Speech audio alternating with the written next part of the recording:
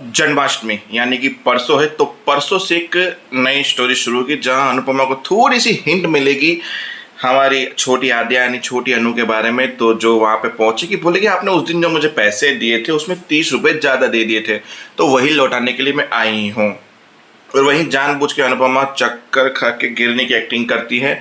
जहां अनुपमा को वो लोग घर के अंदर लेते हैं, अनुपमा अंदर बैठती है, पानी पीते पीते अनुपमा यहाँ वहाँ नजर लगाती है कि कोई छोटी दिख जाए। फिर इनडायरेक्टली जानबूझ के मोबाइल गिरता है और गिरने के बाद अनुपमा नीचे नमती तो रूम से छोटी आती है बाहर निकल के, आवाज में करना, बाद में कॉल पे जो भी, मतलब एक इशारे के इशारा, मतलब अनुपमा को आद्या मिल गई और आद्या को अनुपमा मिल गई और देख लिया कि इसी घर में है। अब बस अनुपमा कैसे यहाँ से उसको उठाएगी और वहां ले जाएगी वो सब कुछ जन्माष्टमी के बाद होगा, यानी जन्माष्टमी के दिन के एपिसोड्स में होगा, यानी सोमवार से। अब आते हैं मुद्दे पे यानी कि कहानी पे। सुबह सुबह अनुपमा उठेगी तो वो देखेगी कि सब लोग स्टॉल को तोड़ रहे हैं, फोड़ रहे हैं, ये सब कुछ करें। क्योंकि वनराज ने को जब भड़काया गया था घर वालों से, तो वनराज ने किसी को फोन करके बोला था अब मैं वेट नहीं कर सकता, तो फास्ट एक्शन। तो सब अनु के स्टोर को तोड़ फोड़ रहे थे। फिर अनुपमा का सपना खुला तो देखा वो सपना था और सुबह मॉर्निंग थी, तो हो सकता है ये सपना सच भी हो सकता है।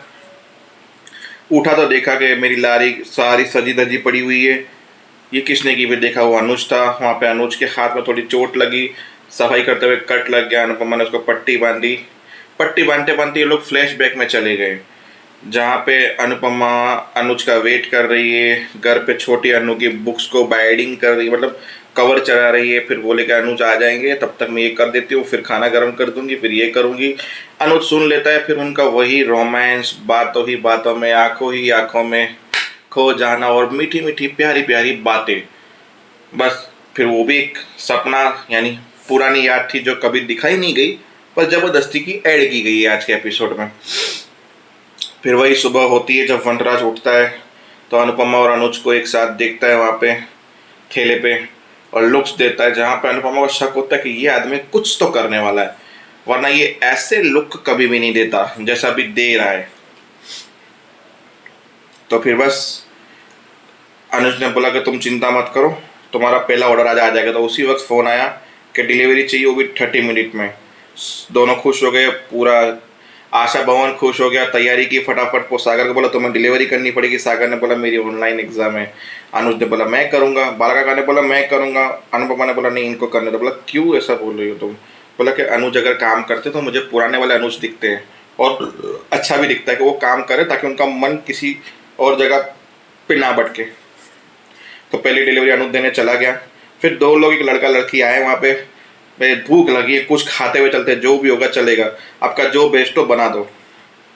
बोला ठेला है, अच्छा हो कि ना हो, चलो रेस्टोरेंट में चलते। बोला खा तो लेते हैं, कुछ भी दे दो। वहाँ पे पराठा खाया, उनको इतना अच्छा लगा, उन्होंने रिपीट मांगा और अपने दोस्तों को फ़ोन किया कि यहाँ पे एक गली में अनु की रसोई खुली है, खाना खाने जैसा है भाई, एक नंबर खाना है, तुम भी यहीं आ जाओ, हम लोग यहीं बैठे हैं, कैफे पे जाने की कोई ज़रूरत नहीं है। बस उसका एक फ़ोन कॉल करना, उसके दोस्त को आना, उन दोस्तों ने दूसरे दोस्तों को, उन दोस्तों ने तीसरे दोस्तों को, ऐसे करके वहाँ पे मेले जैसी भीड़ बढ़ गई। मतलब अनु की रसोई इतनी चक गई कि आशा भवन वाले सारे के सारे लोग, भवन वाले सारे के सारे बिजी हो गए, फिर भी किसी की खाना टाइम पे नहीं। मतलब इतनी भीड़ और लोग रिपीट पे रिपीट। एक बार तो किसी ने 4 दाबेली खा ली। 4 दाबेली के बाद वो 5वीं दाबेली लेने आया तो अनुपमा ने बोला भाई तुमने 4 खा लिए। बोला धंधा तो आपका ही बढ़ रहा है। बोला धंधा बढ़ रहा है पर आप 4 के बाद 5वीं खाओगे, अगर कोई भी चीज़ क्वांटिटी में खाओगे तो बीमार पड़ोगे।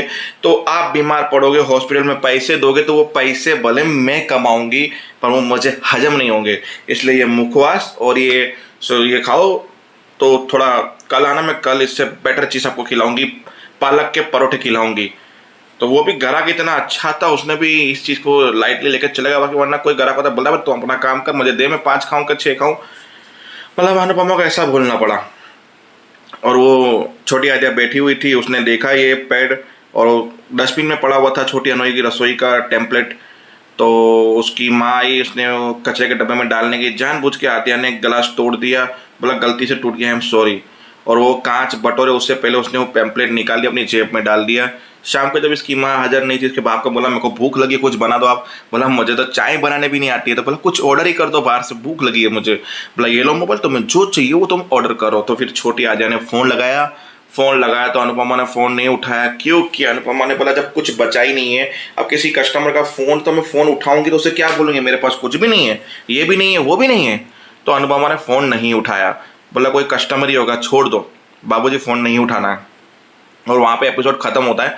पर इससे पहले शाह हाउस चलते हैं, जहाँ सुबह वनराज अनुपमा को लुक्स दे रहा था। उसके बाद उसको जब कमरे में पहुंचा तो फोन आया, फिर बोला तोशो, क्योंकि तोशो जब रात को तैयार होकर जा रहा था, किंजल ने बोला तुम अपने बाप के लिए कुछ प्लानिंग कर रहे हो क्या? बोला हाँ कर रहा हूँ, पर पापा को पता है सब कुछ, पापा के कहने पे ही कर रहा हूँ, तो तुम अपना मुंह बंद रखो। बोला अब तो मैं मुंह बंद नहीं रखूंगी, वनराज जाको बोलूंगी। तो उसने पापा को रात को बोला कि वो आपके नाक के नीचे लेके आपके लिए कुछ कर तो रहा है, गलत कर रहा है, मुझे ऐसा लग रहा है।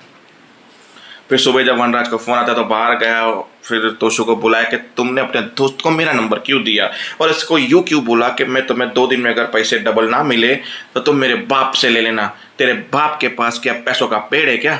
बोला वैसे भी आपको बिल्डर ने इतने सारे पैसे दिए तो दे दो, उसमें हमारा भी हिस्सा है। फिर पाकी बोली जब हिस्से की बात चली तो वो मेरा भी होगा उसमें, मुझे भी दे देना। अरे रे आओ पाकी आओ, आगे आओ, तुम ही हम तो दोनों साथ में खड़े रहो।